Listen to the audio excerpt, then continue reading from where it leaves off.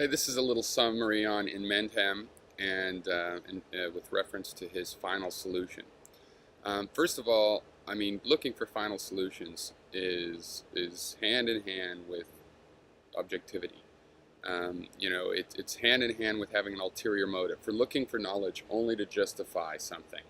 In other words, to to prove something you thought you already knew is correct and undeniable by other people.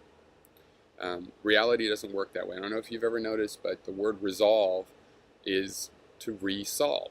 You have to solve things over and over. I mean, I would love to just clean my house one time and that was it. The house was clean, but no, you have to keep cleaning it. And that's the way of life. And as I've grown older, I have, learned this. I've learned that what you really need is an ability to keep solving problems in an efficient manner, not to stop having to solve them.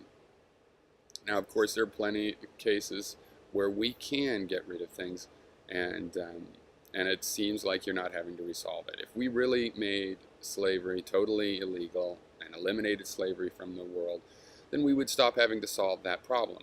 But not really, because we would want to remember why we had the political system we had. Because once slavery is gone, we'll forget why we have certain parts of our political system that help eliminate slavery. So we would still need those systems. We might be able to adjust them because maybe people would learn not to, they'd be more, as individuals, they would reject slavery more.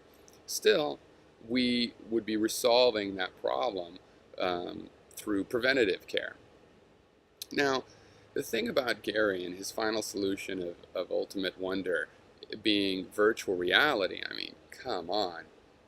So there would be no extinct animals because they wouldn't be real. Now, I know how to program computers. And the thing is, I do love nature. I'm attached to nature through my senses. And whatever nature is, if it's a matrix or anything else, I'm willing to accept that.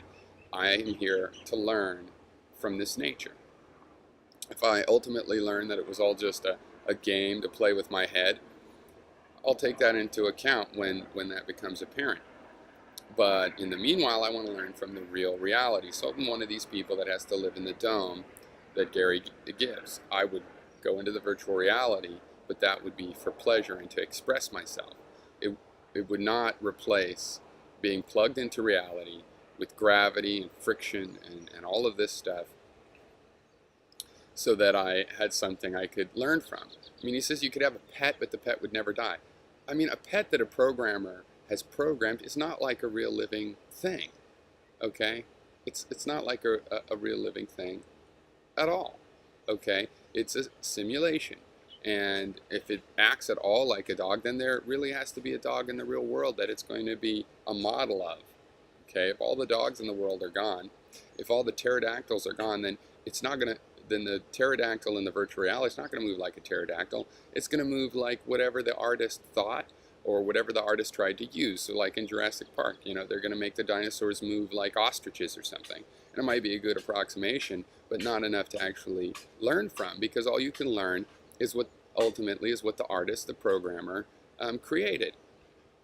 Okay, you can't have final solutions, and to want them is really a dangerous thing. I mean, basically, Gary hates the world. He's one of these people that sees life as suffering. But he's also somewhat, compassionate about people. He cares about their suffering. He wants to alleviate their suffering. But at the same time, he sort of hates life. Okay.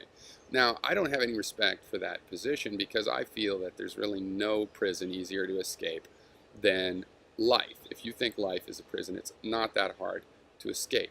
I think the misanthropes need to face up to the fact that they have been choosing to survive. And why? They've made some sort of a judgment that it's still worth surviving. But they just hate life.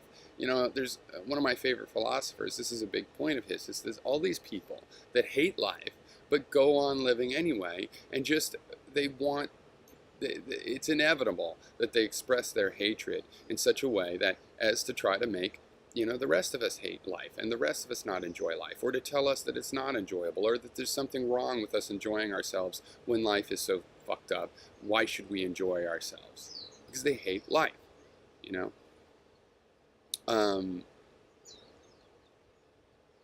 Go ahead and hate life. Go into your virtual reality and hide away.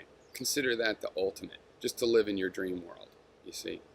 You know, you don't like objective reason. You don't want to admit the truths that nature is telling you objectively.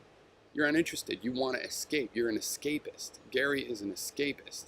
He wants to escape the world as if life is worthless. But he doesn't want to actually die, but he still wants to escape the world. You know, the impossibility of what he's trying to do is something you can see in a lot of Western philosophy. And it's very unhealthy.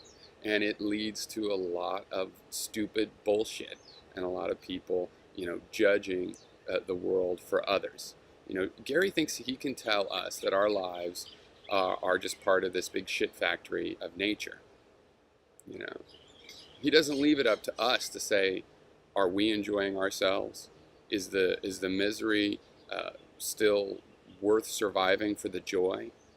Is the you know, is seeing a flower in reality, you know, at all something worth living for, even though I got food poisoning the night before? You know, he doesn't want to leave that up to us. He wants to tell us that the world's objective and that it's objectively fucked up. Okay, and he thinks that humans could create some kind of a utopia. And I think it's interesting he brings up Hitler in something titled Final Solution, and how his solution will help the Hitlers find their joy, you know. But he's wrong in that, because the Hitlers don't want to just oppress pretend people. They want to oppress real people, okay? So, anyway, yeah, Gary has blocked me. I'll still write on him, even though he's, you know, or talk about him if I feel like it, even though he's officially ignoring me. You know, it's an awkward thing, but, you know, I probably will comment on his stuff less, because I'm not going to try too hard to make sure to see his stuff. It used to come up in my subscription box. Now it can't do that. He won't let me respond in his threads, having blocked me. So, I mean, you know, obviously he's, you know, he can stop the conversation if he likes to. I'm sure he knows that means that his position is weak, but he doesn't care, because ultimately if he keeps discussing this stuff with me, I think he knows that he will just be more and more in a position of ignoring reality, you know, ignoring the objective facts. So he figures he can't win that way, so better to nip it in the bud. And it doesn't reflect well on Gary, but it's certainly not the only thing that doesn't reflect well on him. But yeah, these final solutions are for people not strong enough for life, basically. I think that there are people in really oppressive situations that have a stronger drive for life than Gary, and those are the ones that are going to fight for freedom.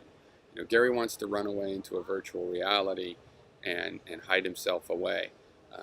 You know, people that are like slaves but want their freedom and yearn for freedom have a lot more to offer to this world than the misanthropes that think it's worthless.